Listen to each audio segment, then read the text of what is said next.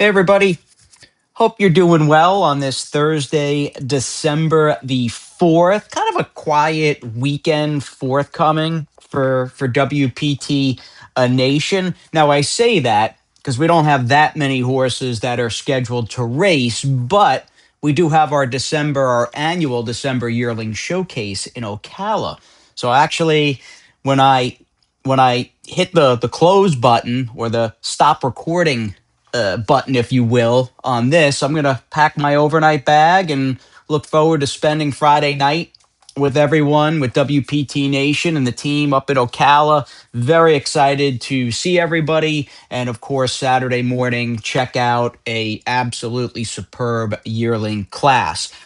In terms of going back, I don't want to go back too far. And someone goes, dude, that race was a week ago. It's old news by now. But just taking a cursory look at some of the horses we've had racing recently.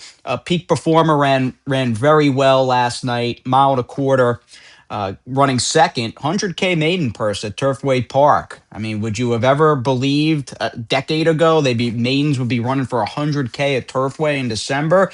He did run second, ran well, career best buyer out of him. Talked to Shug this morning. Peak Performer is on his way to Payson Park as we speak. I thought Start to Win ran okay for maiden 75 with the respectable figure at Churchill. Army Man's a racehorse. Love his cruising speed and just his overall makeup. My two concerns going into his race, in fact, it was the meet finale at Del Mar Sunday night. The depth of the field, the quality of the field looked way tougher than the crew that he caught out there Thursday at Breeders' Cup week. So there was that. But the bigger issue was, could he stay a mile and a furlong? And clearly that was just a little too far for him. So I like the idea of turning him back. Never easy to lose a horse via the claim box, especially off a win. But couple of things on Student Regent, who won closing day at Churchill Downs. Thought Dale did an excellent job first to second start with him.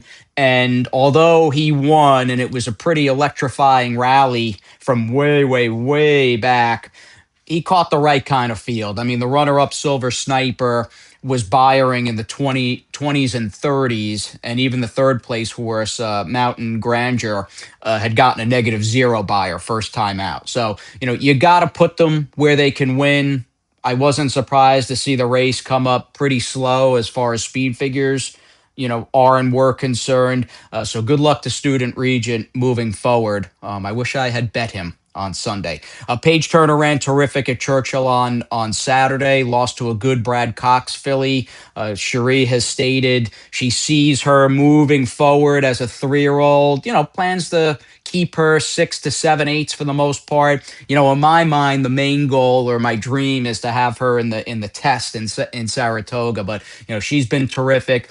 Pascaline always runs hard, always tries hard. Arnaud is going to freshen him up, and we'll bring him back next season, and concentrate on the West Virginia bred stakes races. Ivory and Ebony ran well on the quick turnaround.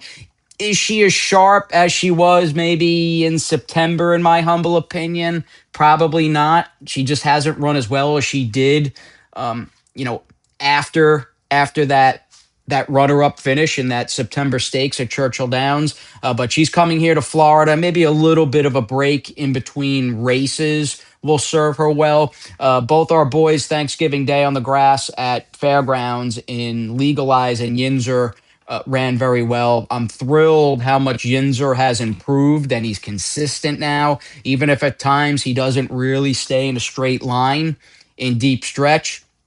So got a career best 89 buyer. And then we've got Legalize, who was really at a crossroads. I mean, had he not run well on the grass Thanksgiving Day, you're probably looking at a claiming race for him. But the surface switch brought out the old Legalize, which was great to see. And then Keep It Easy, who ran earlier Thanksgiving week, just kind of got lost in that race at Mahoning Valley.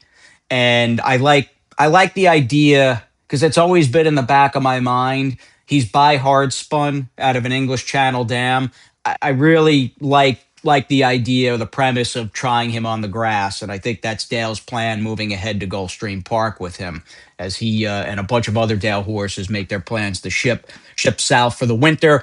In terms of entries, we've got three official entrants right now. Liberation is going to be entered today for a stake race this weekend at Los Alamitos. I know the Sadler camp is very pleased with how she's training, and I will add, Breeders' Cup week and weekend out at Del Mar, it was a pretty speed favoring racetrack. I mean, speed was definitely an edge on the dirt, and I think in hindsight, although she ran well, BC Friday, she was probably up against it a little bit, just trying to close from off the pace. So I expect her to run big.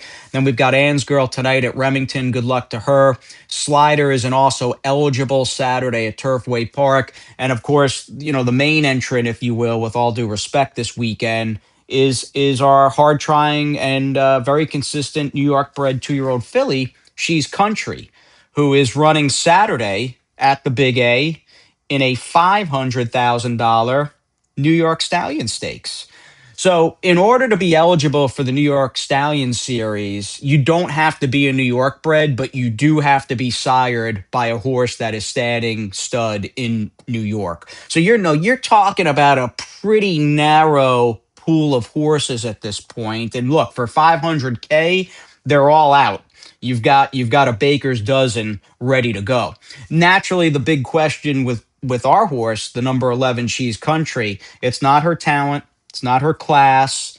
It's not, does she have early speed or not? It's that age old question: can she transfer that very solid turf form to the dirt? I thought George Weaver, and I've been not only a friend of George's for I mean, geez, it's over 20 years now, but I mean, I've really been an admirer of George, and he's more of a laid back, kind of quiet guy, just in terms of his personality. He's not bombastic, even as far as like modern day trainer standards go. So I thought Joe did a great job hosting, and it was great to see, George just be able to riff and talk about his training and the horses we have in his care. And I thought he did a great job. So the positives are, we've got a filly that's got quality and she's tough. We saw that last out in the Key Sense with her grinding out that win in that 3-horse battle. She's also, and this makes me feel good, she's also trained well on the dirt. And for 500,000, you got to take a shot. She's going to have to run, though, in my estimation, she's going to have to run the best race of her life right now on a new surface in order to win this race. And that is largely due in part to the filly directly inside of her in the 10 Hot Currency. I have not seen a morning line. I would imagine Hot Currency is going to be favored in here, and maybe not by an insane amount over the 1-0, but I still think she is substantially the horse to beat. She cost a decent amount with that pedigree at OBS April. She took money in her first couple of starts, going off basically at 2.5 to 1. She didn't run terrible, but she didn't run great in those first couple of starts. But clearly, last time out, let me move some of this chicken scratch out of the way. The addition of blinkers and just having a little seasoning brought out the best of Hot Currency, who just dominated last time out. She has not been 7 furlongs yet, but the way she won going 6.5 last time out by daylight certainly would give me confidence that an extra 16th of a mile would not be an issue. There's also a decent amount of pace lined up in this race. I do respect the 1-0, who's got maybe a few additional questions to answer when compared to the 10 Hot Currency, even though they're both the most accomplished dirt winners or the flashiest dirt winners going into this race. And in regards to O, she has not been beyond 6 furlongs, and she caught a sloppy sealed track last time out, which hopefully it's a nice day in terms of the weather Saturday in New York. She's also got to deal with that inside post where she's got to break cleanly, she's got to break running, and you've got other horses then coming in over on top of you basically. And I see a pretty contentious pace in this race. She might be the 1-0, the speed of the speed, but the 7, Unmistaken, is not slow. She's quick. The 8, Braver Than You Believe, who ran well first time out with a good figure. She's quick. The 9, Honest Reason, looks pretty fast. And Hot Currency's not that slow. So I think not only will Hot Currency pull a pretty good stalking up close trip, similar to the one that she's had in pretty much all 3 of her races, this fast pace that I see on paper may help our filly as well as she turns back a little bit to 7 furlongs on the dirt. So good luck to She's Country. She's been a ton of fun. I mean, she's a big, beautiful filly when we bought her for not much money at OBS April. She really, in the grand scheme of things, didn't have a quote unquote designer pedigree. But, I look at her and how super she's been so far, and I just think of that old adage that a good horse can come from anywhere, and we've got one with She's Country. So good luck to her.